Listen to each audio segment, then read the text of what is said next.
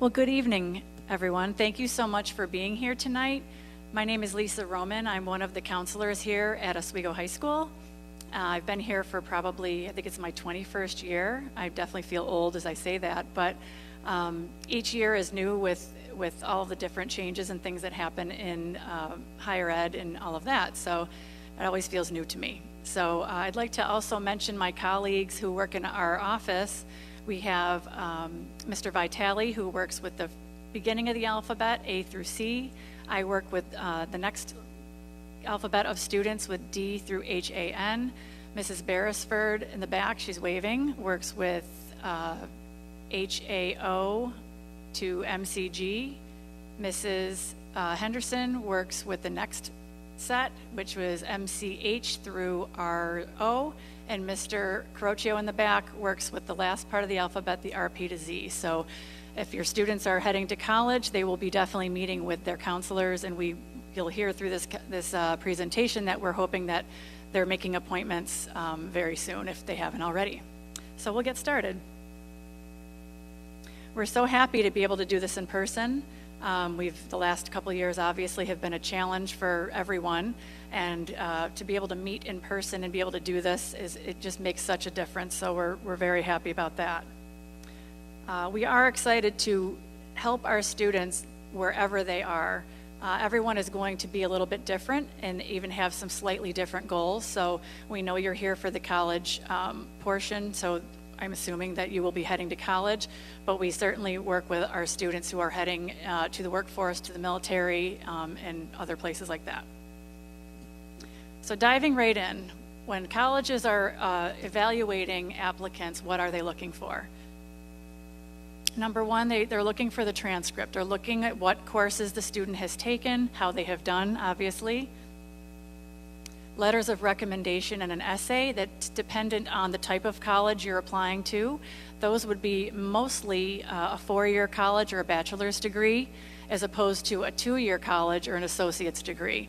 There are some occasions for an associate's degree or a community college to have essays or recommendation letters required, although that is not very common. But in the case of like a nursing program, some nursing programs at the community college level are extremely competitive, and they might call for essays, letters of recommendation.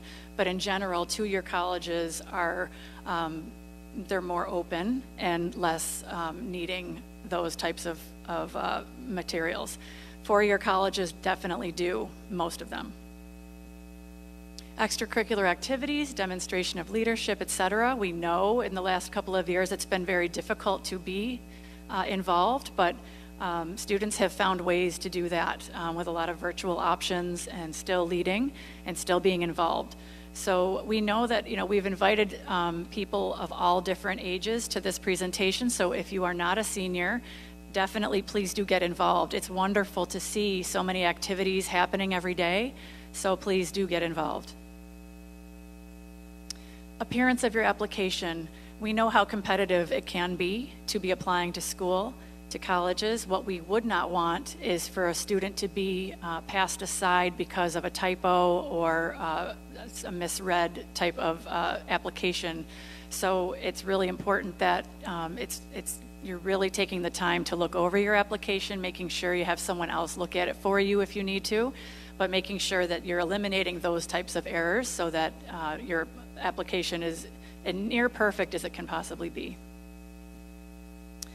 SAT and ACT scores, over the past few years, just like many things, the pandemic has caused testing to be canceled in many cases, and therefore many colleges are making these tests optional.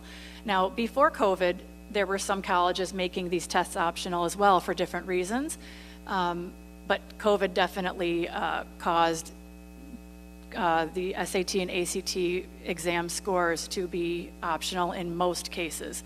So it's really important for students to be looking at the colleges that they are interested in to look and see whether that is the case for the colleges they are interested in. There are some that still require them. And this is, we don't really know beyond this year what that will look like. But for now, the current seniors for many of the schools have still extended that optional testing. But again, we don't really know beyond this year. So what should seniors be doing right now?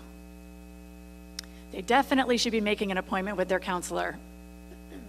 That's now the second time I've said it tonight. And we're going into classrooms and we're talking to students, and we probably say that to meet for their senior review. I think that in the presentation in the classrooms, it probably comes up about 15 times. It's really, really important. What you do with your counselor is go over your transcript, make sure everything looks correct, make sure you know what requirements you still have to meet to graduate. And also it's a time for students to be talking to us about their future plans and how we can help them toward those goals. Reviewing, obviously, college admission requirements and deadlines and trying to stay organized with that. Students should be visiting colleges when they can, either on the campus, certainly looking online, which students have had to do so much, and they've really made wonderful gains to online appearance.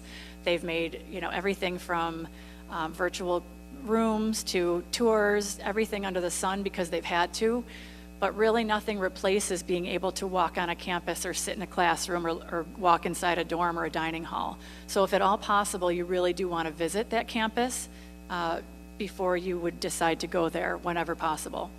Now, we also do have many college representatives that visit Oswego High School, and we really love when students talk with them.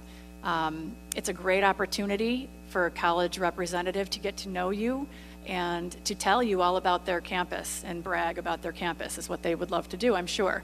So it's really good to be able to go and sit and talk to that person. Sometimes the reps sit in there and they don't have anyone to talk to, and we're still trying to get to the bottom of why that is. We know it can be awkward.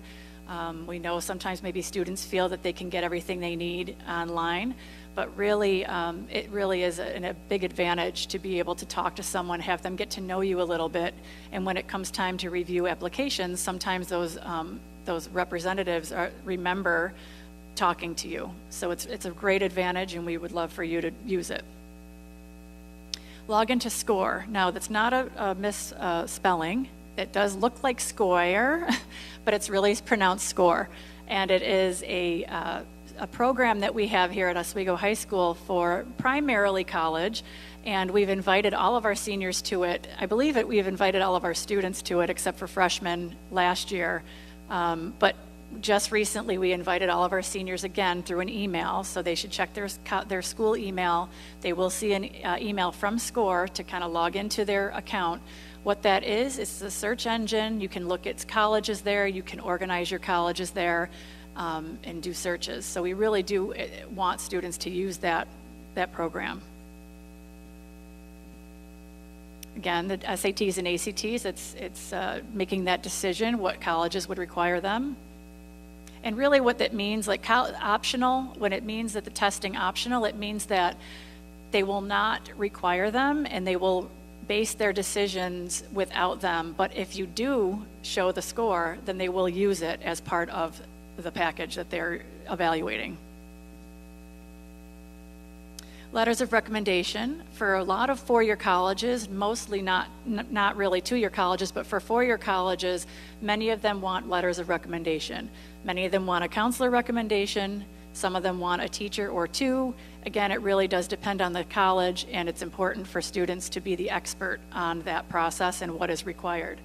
For a counselor letter of recommendation, we do require the students to do a survey for us. It's called the OHS Succeed Survey, and we actually, for seniors, just sent it out today in their email through Jupiter Grades. So they can find the link to that survey there, but it was also in the fall newsletter, the fall senior newsletter too. And that just helps us to make it the most personalized we can for students. We want to obviously represent our seniors the best way we can, and that survey really does help us. Safety schools. We really do want students to make sure that they are doing their research on what colleges they want to apply to, and in that grouping of colleges that they're applying to, we might want to make sure students are 100% sure that they would get into at least one and that they would be comfortable there. We definitely have seen in the past where students have reached a little higher than maybe their grades might have been a reach for the school that they were looking at, and we don't want anybody to be disappointed and in March trying to figure out what to do if they didn't get into the schools that they wanted. So the best way to combat that is just to make sure that you have at least one that you are for sure you know you will get into and that you'd be okay with. Taking action. Start your applications. Common application is for there's hundreds of applications or colleges that subscribe to the Common App. All of our SUNYs do, as well as, the four-year SUNYs do, as well as many private schools as well. So if students are applying to SUNYs and private, typically we would tell them to use the Common App. If students are only applying to SUNY colleges, we would encourage them maybe to use the SUNY app. It's a hair simpler.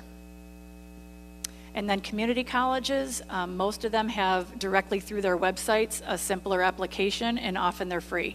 So if you apply to a community college through SUNY, you might end up paying $50, and we don't want you to do that. So if you're applying to a community college, make sure you go right through their website and do it that way. We are going to be starting college and career cafe sessions on Mondays, starting Monday. And they are going to be all through lunch periods and after school in the library. There's a room in the back of the library. And we want our students to feel comfortable coming there with their Chromebook. And if it's a college application, if it's a job application, whatever it is, that's a time for them to get help from a counselor and just do it in small pieces. We do it through October and halfway to November to Thanksgiving.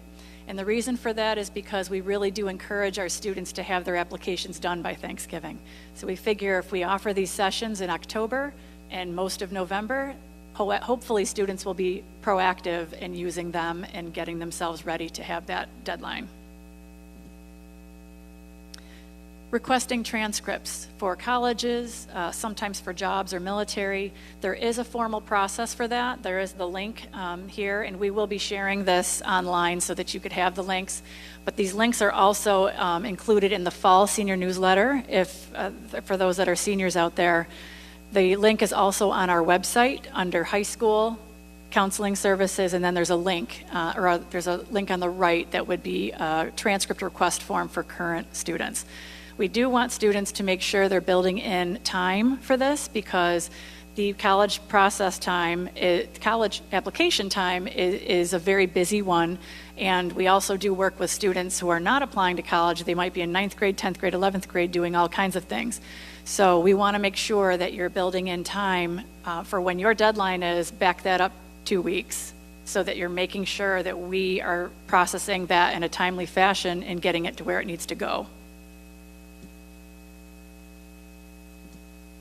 And we say once you submit those applications, a lot of them have online portals to be able to follow up, but we want you to follow up early and we want you to follow up often. Especially if you're applying earlier than a deadline, you want to make sure to check it, make sure they have everything prior to the deadline to be sure that you're good. So what are we doing? Senior Fall Newsletter, I've already mentioned that. We did a senior seminar survey. We polled our seniors prior to us going into classrooms this week to find out where is the most help needed. So we did that, and we've tailored our presentations toward that. Our classroom sessions. Senior reviews, there it is again. Score accounts, providing those. Our work sessions. And really acting as a coach through this process. We are experts somewhat, but really we are coaching the experts, which are our students who are doing their research as well. Parents, what can you be doing? Encouraging this process to be like a job. I mean, it is a process. It's not something typically that students are going to sit down and do their applications in one evening or two. It definitely is a time frame, and it really does require some responsibility and maybe some planning as far as different sessions, going to work or going to do your college applications in sessions. Partly is why we do offer our sessions as well, because it needs to be dealt with in that type of fashion, like an extra class or a job. Fostering independence.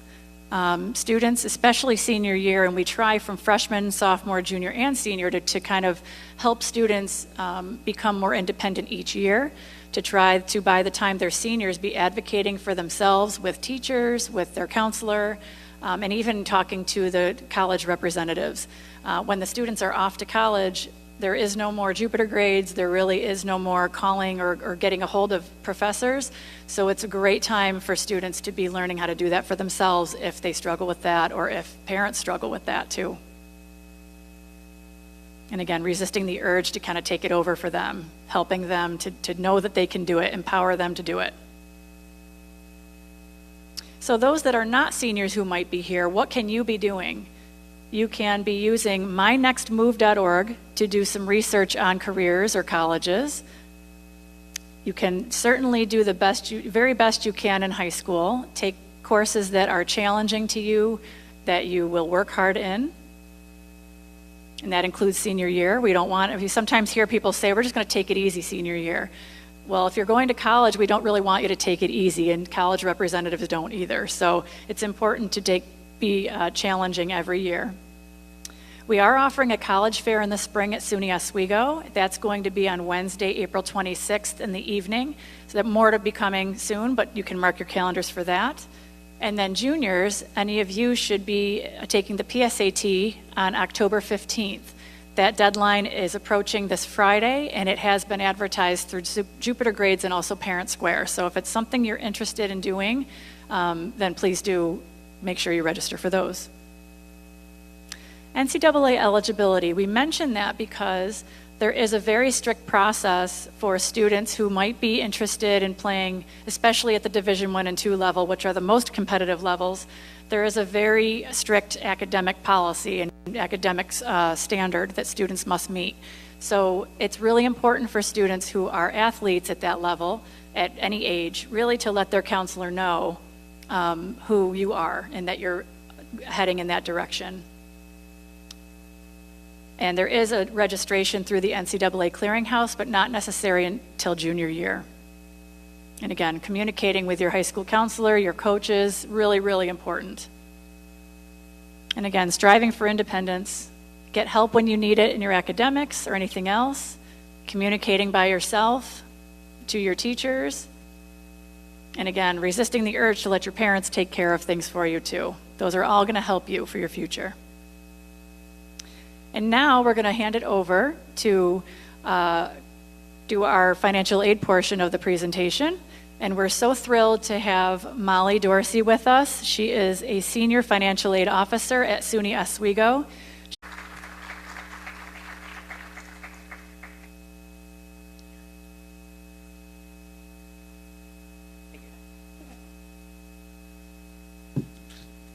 Hi, I'm Molly. It's been a while since I've done this in person. So I'll go through the presentation and then we can do questions at the end. And let's see.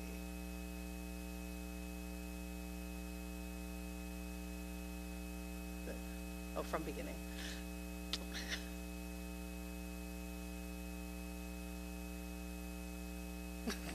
Okay. So the FAFSA is the main application for financial aid. It's the federal application. Depending on if you're going to a public school, SUNY, or community college, you typically would only need to do the FAFSA and the state application. Private schools have other, there's another application that you fill out, or sometimes there's things for that school. But the FAFSA is the starting point. So the student, is there anybody here who has older siblings whose parents have already done a FAFSA? Just a couple. Okay, so a parent has to have an FSA ID to sign the FAFSA, but everything else is in the student's name. So if a parent has already done a FAFSA for an older sibling, the parent will already have login, but the student is actually the one logging in.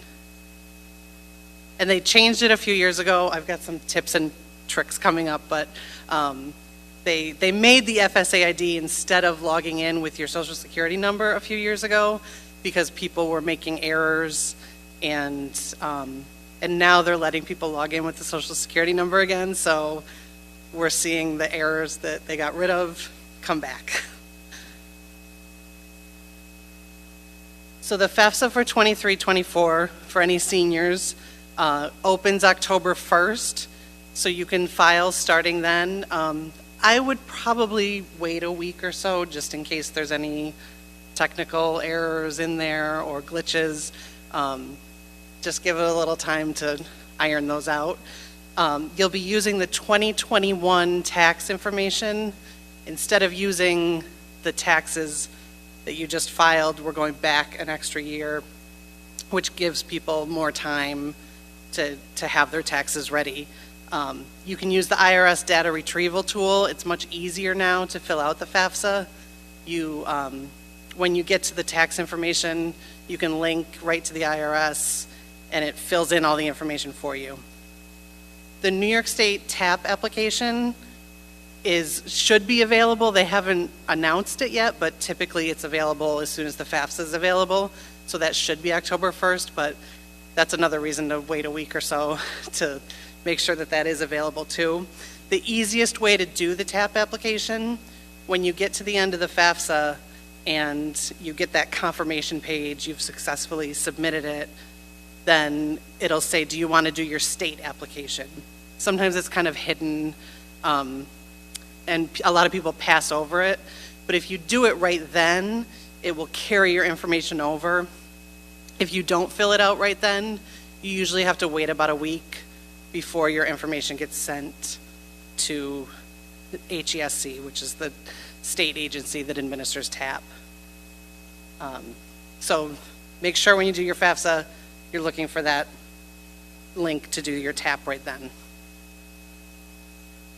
So make sure you have your correct social security number and date of birth before you start any of this. And anytime you're renewing your FAFSA or renewing your aid, make sure you're using the correct information. There's been a huge rise this year of parents filling out things with the wrong student date of birth. I don't know what went on in the past year, but that's been the big error this year. So if you get all your information correct one year and you go back the next year, or you have to go in and make a correction and you enter something incorrectly, it can end up creating a whole new FAFSA for you, and it can really screw things up. So make sure you know your social security number and date of birth. Always use the show text when you're creating password. If there is a button to show text, I know the FSA ID has one, to make sure you're getting the capital letters and the other characters and things like that. If you forget your ID or your password when you go to log in, don't try it more than twice, because most of these websites will lock you out if you get it wrong 3 times. The FAFSA website, it will lock you out for 24 hours.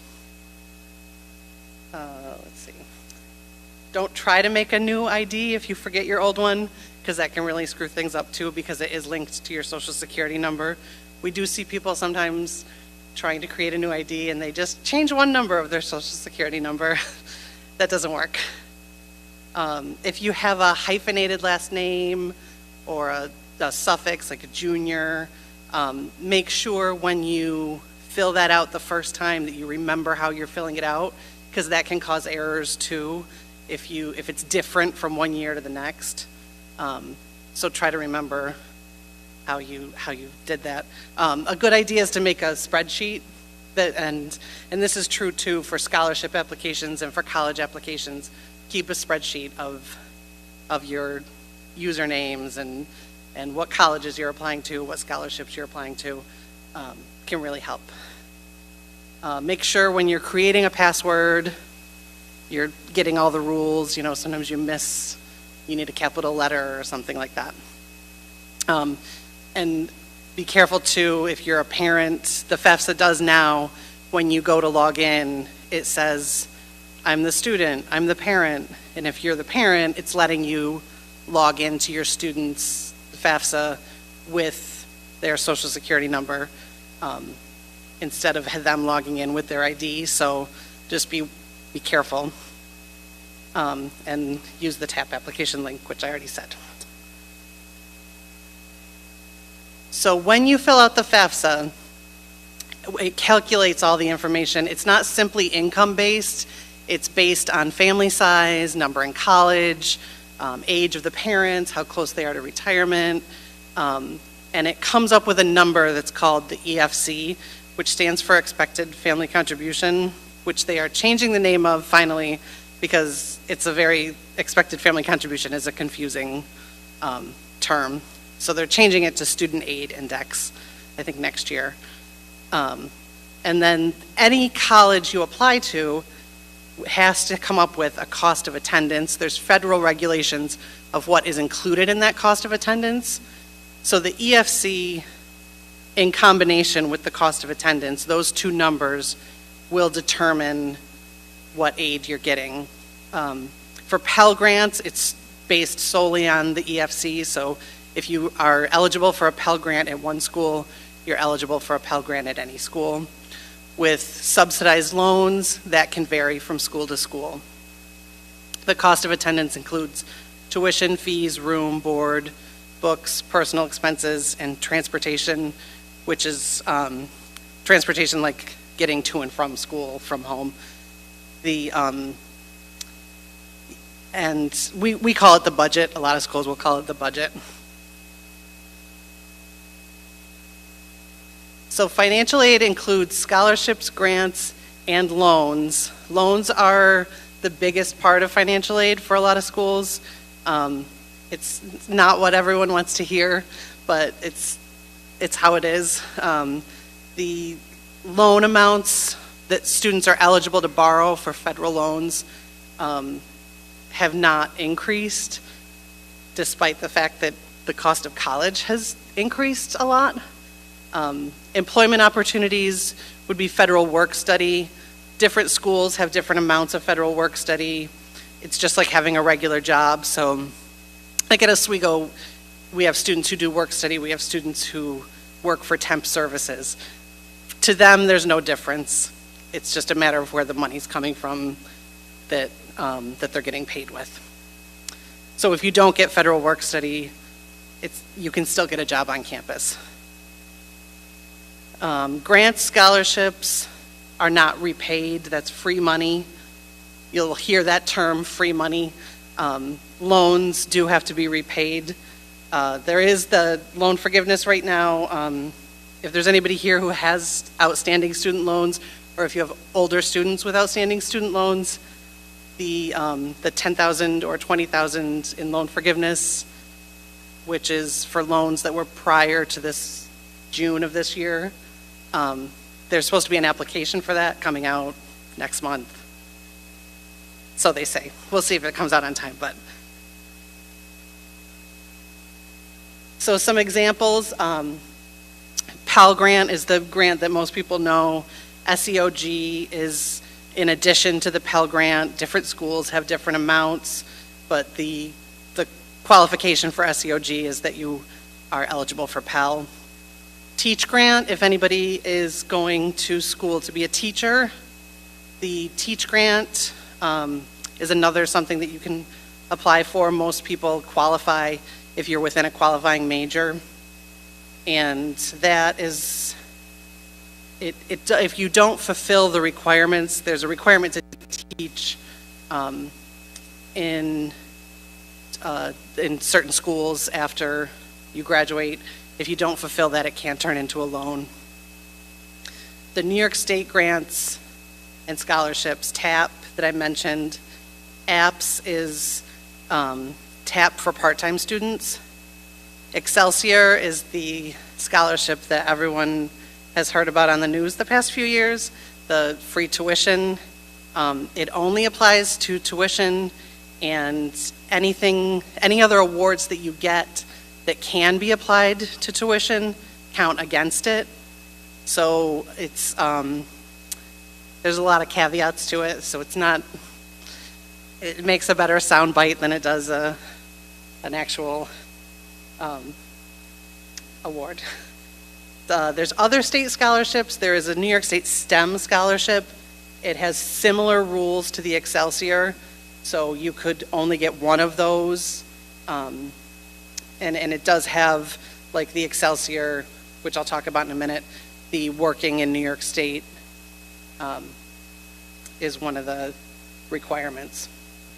Institutional scholarships, so make sure wherever you're applying that you are looking at their scholarships. With the SUNY schools, with Oswego, most of our scholarships are awarded automatically when you apply. So if you're eligible for a scholarship, you'll be awarded the scholarship with your application. Some private schools have more scholarships that you can apply for. Private scholarships, which I gave Mrs. Roman a handout that she's going to put online that lists different scholarship searches. So it's not too early to be out searching and applying for scholarships.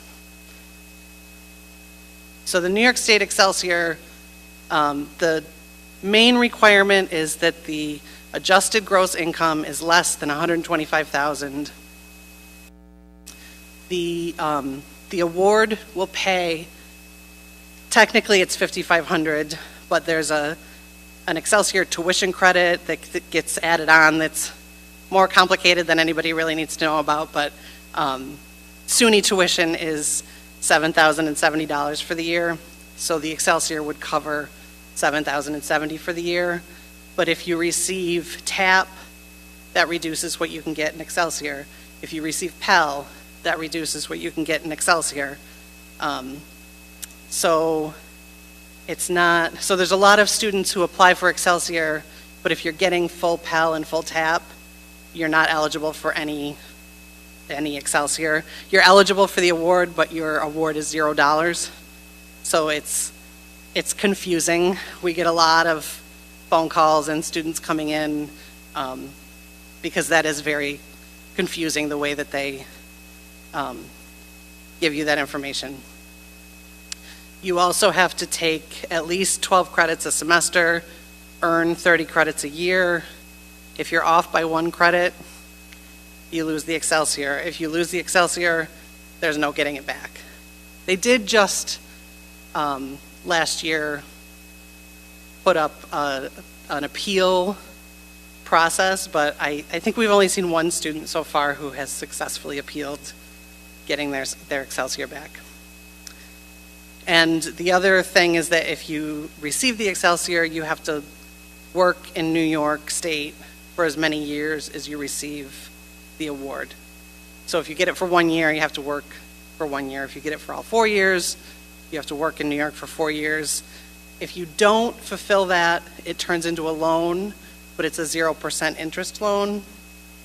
So if you're going to take loans, if you don't want to get the Excelsior because you don't know if you want to stay in New York State, but your other option is that you're taking out loans, take the Excelsior, because if it does turn into a loan, it's 0% interest. Apply for scholarships. Go through the list that Mrs. Roman will have on the website and just apply for everything. Even if once you're in school, keep applying. Student loan programs. Students can borrow and so can parents. Subsidized and unsubsidized direct loans are federal loans for students. PLUS loans are federal loans for parents. And then there's alternative or private loans. This year the interest rates have gone up, as with everything else. The private loans used to be really bad interest rates, but they now really try to compete with the PLUS loans, so they've gotten better. Federal loans, freshmen can borrow $5,500 for the year. Up to $3,500 of that can be subsidized. Sophomores, $6,500, with $4,500 of it can be subsidized. Juniors and seniors, $7,500, $5,500 of it can be subsidized. Subsidized means there's no interest on it until after you're out of school and in repayment. So if you're in school for 4 years and you borrow the max, you can borrow $27,000, which would be approximately $270 a month for 10 years on a standard repayment plan. There are several other repayment plans and options for loan forgiveness depending on the field that you're going into.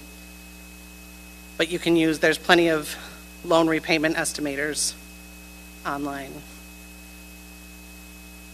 The parent loan, because the student loans obviously have a lower limit of how much you can borrow, the parent loan, you can borrow up to the cost of attendance for your school. It's a little higher interest rate than the student loans. This year it jumped up to 7.54%. There is an origination fee on it. And most people do defer it. It does go, the student loans are automatically deferred. The parent loan, if you do a parent loan application, it's one of the options is to defer the loan, so that most people are choosing between a parent loan or a private loan. So those are the things to know. Our recommendation, if those are the things you're choosing between, is just go with the best interest rate. So alternative private loans, they can be variable or fixed rates. Usually your interest rate will be based on the cosigner's credit and what payment plan you choose. They'll usually have, totally deferred or start making interest payments. So those, they vary. But once you choose one of those, you're locked in.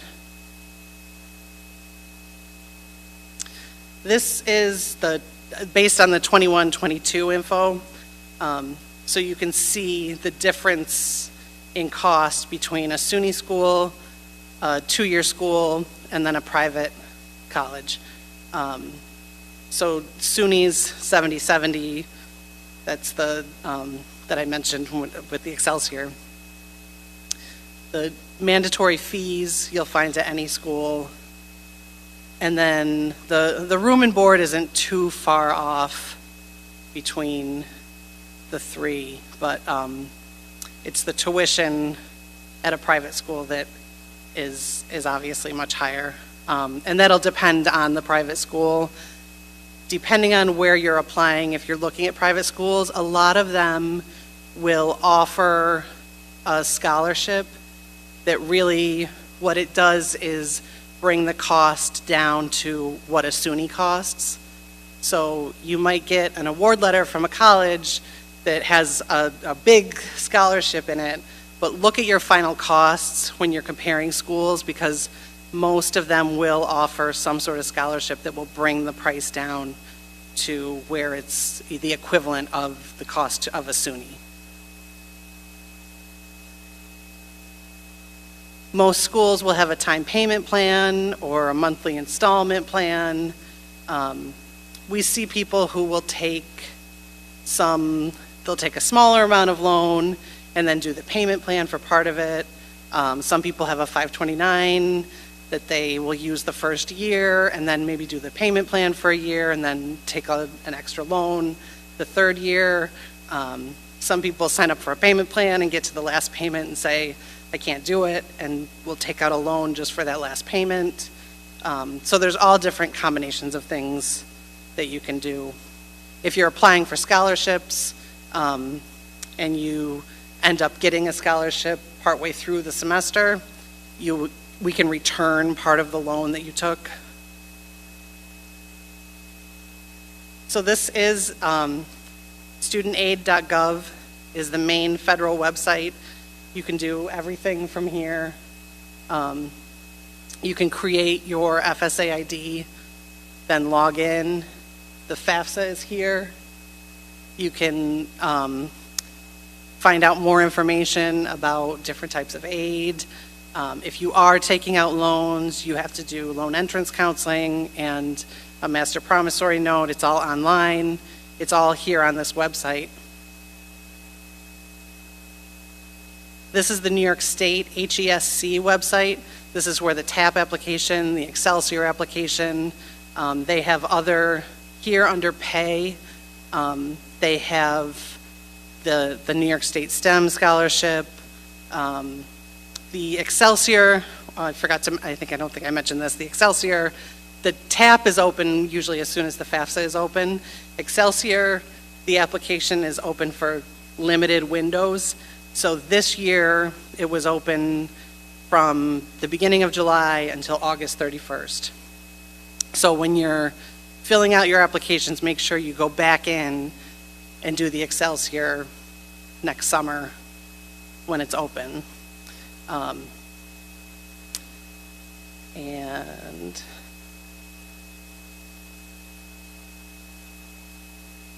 I kind of sped through a little bit, but does anybody have questions? I know that was a lot of information, yes. SEOG is, it's a federal grant. Different schools have different amounts. So some schools will give it to all freshmen. Some schools will, at Oswego we have a more limited amount, so we give it to freshmen with the highest need. The only qualification for it is that you receive Pell, but other than that, it's up to the school how they distribute it. If you do get Pell and you didn't get an SEOG award, it can't hurt to contact the financial aid office and ask if there's any available. Yes? There is. So at Oswego, it's awarded automatically with your application. If you qualify for one of the merit awards, you get it with your acceptance. I believe the other SUNY schools, it's similar, that they review you for the merit scholarships when they review your application. If you think you should have gotten a merit award and you did not, always contact the admissions office. At SUNY, it's usually the admissions office. Private schools, it probably goes through their financial aid, but I'll never be afraid to contact them and ask for more.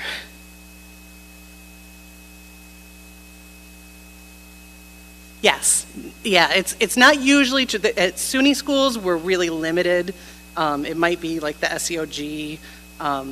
Sometimes there's a few admissions scholarships, but at private schools, for sure, it is more negotiable.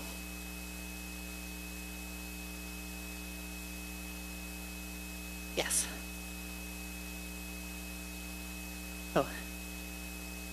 A merit award is a scholarship based on academics, on your grades. It could be based on test scores, although now that more schools are kind of eliminating the test scores.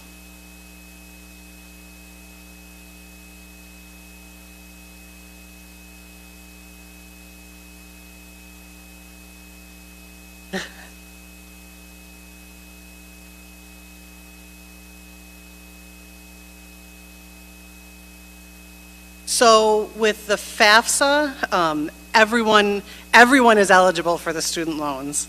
So if you're planning to borrow anything, definitely file the FAFSA. The Pell, the FAFSA is more complicated, so it does look at a bigger picture rather than just the household. With TAP for New York State, that's more strictly income-based. So to be eligible for any amount of TAP, the New York State net taxable income has to be less than $80,000. For the Excelsior, they use the adjusted gross income, and it's $125,000 for the household income. But if you're applying for the Excelsior, but you won't be eligible for TAP, you still have to do the TAP application. It's one of the requirements for the Excelsior.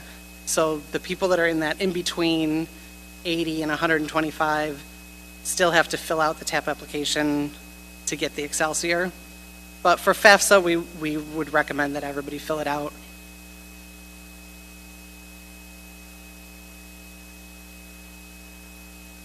So the FAFSA looks at the parent age. Another thing is called, it's different things at different schools, but a special condition or a change of income appeal.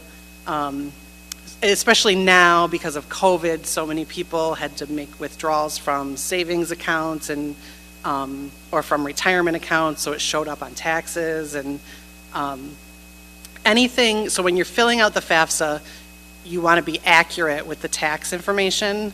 But if that information does not reflect your current situation, so if there was a retirement withdrawal or any other change, the past few years, or if there's medical expenses is another thing, then the school that you're applying to will have a form that you can fill out and submit the documentation of what those changes are. And the financial aid office can look at your information and make changes to the FAFSA information and correct the info so that it's closer to your current situation. Yes.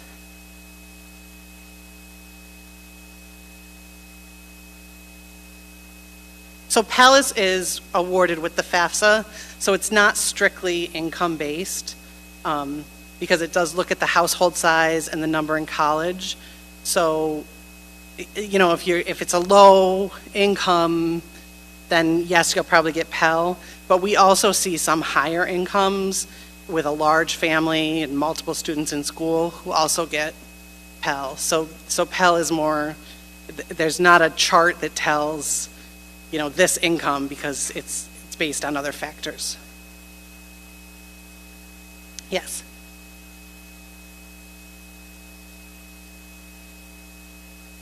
So if it's divorced or never married, whoever was responsible for more than 50% is the parent that should be listed on the FAFSA. If it's equal, if it's 50-50, then you choose which parent you want to use. If the parent is married, has a new partner, then that person has to be included on the FAFSA. So if it's totally 50-50, you decide who to use. I can't tell you to choose the parent with the lower income, but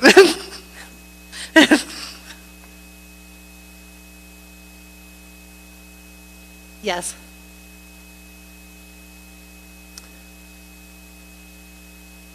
So up until COVID happened, every year there was a process called verification.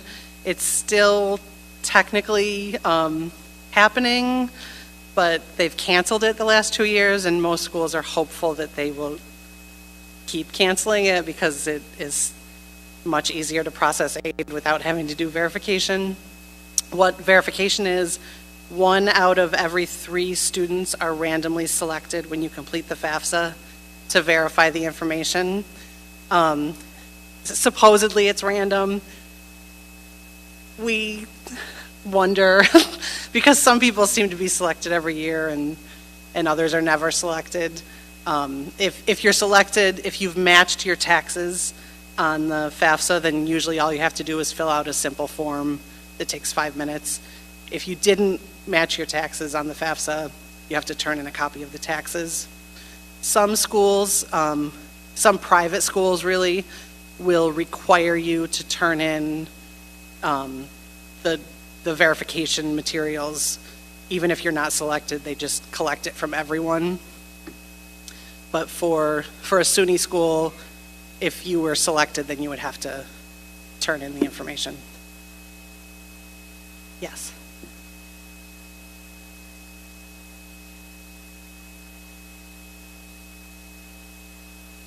I am not sure.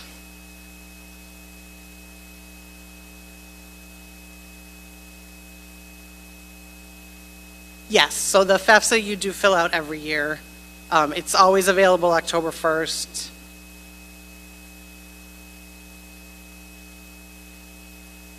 Yes.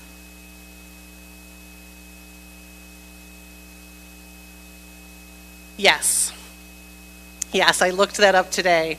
So the New York State STEM scholarship, which is the same amount as the Excelsior, the same rules with other things, not, TAP reduces it, Pell reduces it.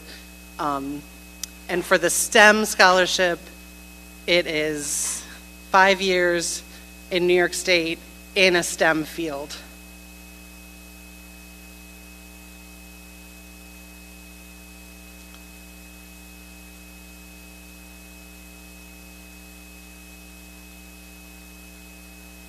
Anybody else?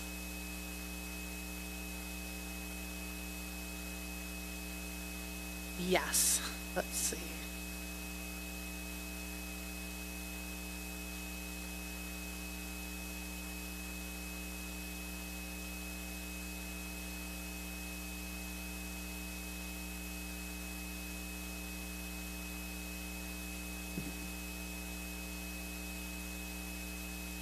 I'll make this bigger.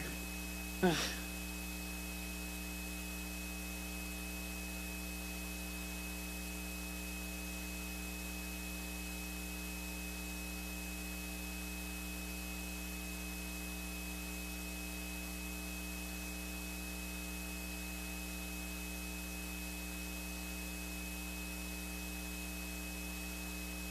Can you see that?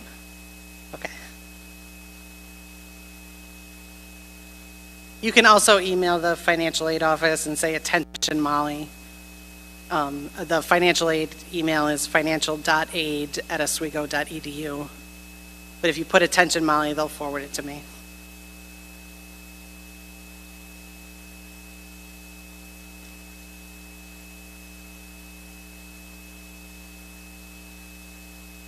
Any other questions?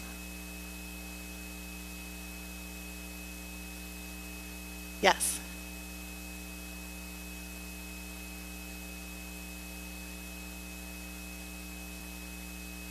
So really, you would want to do it together, but it's in the student's name.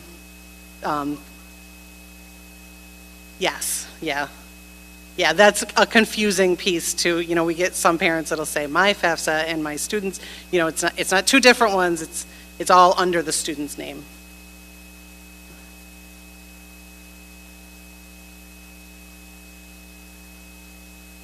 Anybody else? You can also, our office just moved and we're in a temporary space with not a lot of extra room, but typically we would have computers in our office, and we would say stop out anytime, and if you need help filing your FAFSA or other things, whether or not you're attending Oswego, it's anybody from the community can come in for help. We're a little cramped right now, and we don't have our extra computers, but if you bring your laptop, you can make an appointment, you can stop in, or you can make, email or call and make an appointment, and we can do a virtual, like a Zoom appointment too.